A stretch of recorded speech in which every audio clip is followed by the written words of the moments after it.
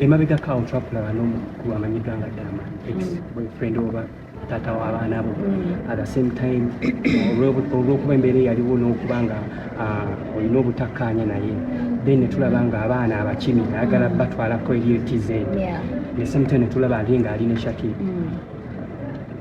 okola otya okuba nga co-parenting eno? I think it takes a lot of maturity to sokera ddala. It's one thing putting the two men together n'obagamba okay it was all okusinkana because I think oba kirimu ffe bakazi tusikanga n'emiguwa but I think at some point when I was running Diamond we were having a conversation about I got married and this is what's happening and I'm like I want to meet Jama wako that's how he said it and I said what I had a talk with Diamond in fact ayagala okutwala abaana. He says he wants to meet you because you spend a lot of time with his kids more than he does. Kati of course abayagala amanye omuntu abeera n'abaana bange ali atya. Ne mubuuza Zakib, are you done for it? Yes. Diamond, yes. It happened and it was the easiest thing for me to do.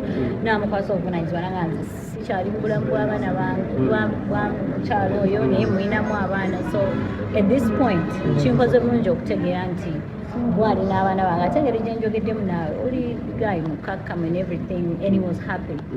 So I was shocked they instantly became friends. They exchanged numbers, they chat. I'm like, okay, it was that simple. But I think singa nange nali muntu nga seetengeredde nga siyimiridde bulungi I don't think both parties would agree. Yeah, but engeri gye nakireetamu n'oli nakikiriza no easy. Gwoza kakodyo ki bubanyirivu ki obuli awo bw'omukyala okuvayo n'oba nga abantu bano bakwasaganya kubanga bakonectinga oba bakwatagana nga tebeerumalo ekyo tuyita nti waliwo olutalo between two men. Oba kitunuuliddemu oli taata w'abaana bange agenda kubeera mu bulamu bwange for a long time tagenda kuvaawo. He will always come and see the kids, whatever involves the kids, not me particularly, but the kids. Ate nekira kati ono bba wange si wange boyfriend wange because I've had people in between there naye tebamumitinako naye ono bba wange mwami wange. So I think the best thing for these two kyali kyakujja together to say look my kids are here naye ate kati naawe oli mu bulamu bwabwe how do we work together kuba abanga akwasiza obuvunanyizibwa nti kati nina omwana omulenzi Milan are you going to train my son to be a man nze siriwo ng'omusajja I'm not in his life are you going to do the honors kati bw'oba togenda ku meeting amusajja agenda ku raisinga mwana wo mufuula an adult enkyawo oba ogenda kukola kyekirala.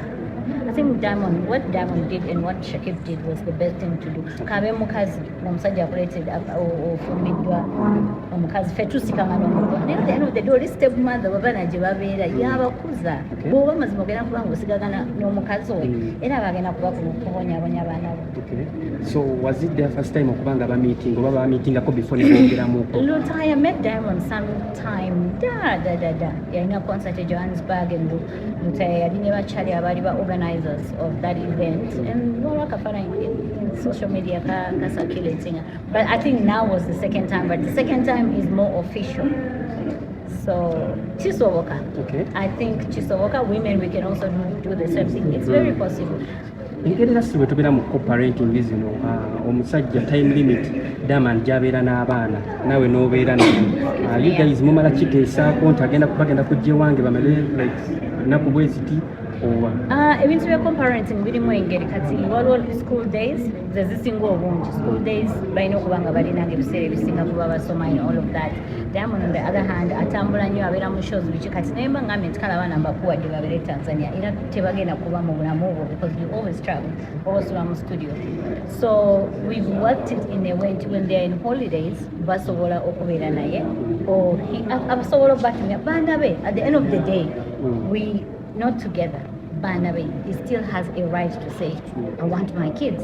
Ate nange nga omuzadde number 2 sobola gamba lwaki mbakuwa lwaki mbasima you get okay ngabo ogambye nti n'abakyala bakole ekintu kyekimu okubeera bajja oba abaana omukyala abakuliza abaana should we wait for you to meet Zuchu? I've met Zuchu. I speak to Zuchu all the time. Can I speak to Tifa? So I speak to Zuchu. I speak to Zuchu, I speak to Tanasha. Like, we do speak. Shockingly. No, I don't. I don't really have business with her. sina business naye. Lisi mujjawo. Si mujja wange. Mujjawo ye muntu nti oli bba wange ate ono mukazi wose. Ono aba mujja wange. Gamisa si mujjawo.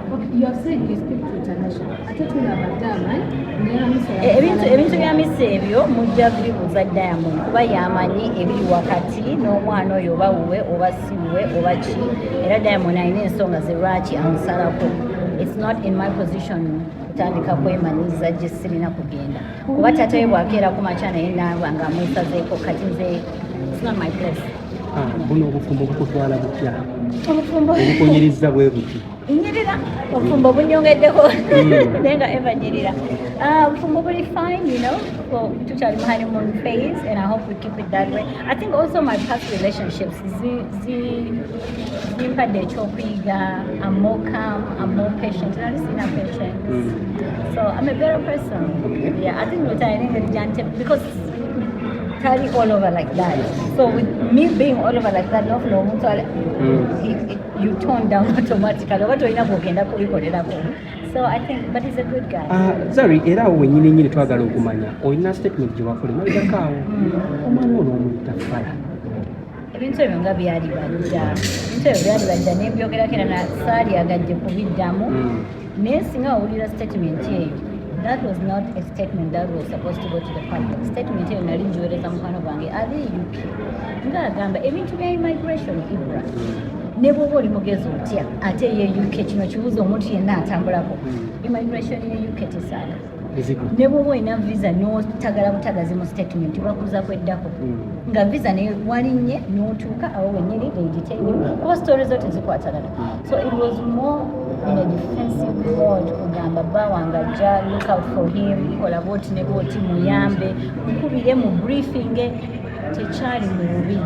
If you had that statement, I was having his back, I was protecting him because I wanted him aitewo. So publicly akitwala bubi, but he was also touched a bit, but between me and him, Lutaya knows. Kino kyalekawo obufumbo nga Lutaya reaction ye yaleetanga amaze okulya such a statement. Sijja kulimba as a man, his ego was broken. Bwoti munjogerako ne mikwano jo, like I trust you, oli mukazi wange, you're supposed to be building me, not breaking me. Kyaleetawo embeera, I don't want to lie, but eventually mwetondera nga baby olaba tekyaliwo ekityo but kyali for the goodness of it. Nakitegeera and he understood. Mikwano gye ne bamukubira nga kyali wafe olaba ebyo bibeerawo omukazi yali akwagala biki. So no, he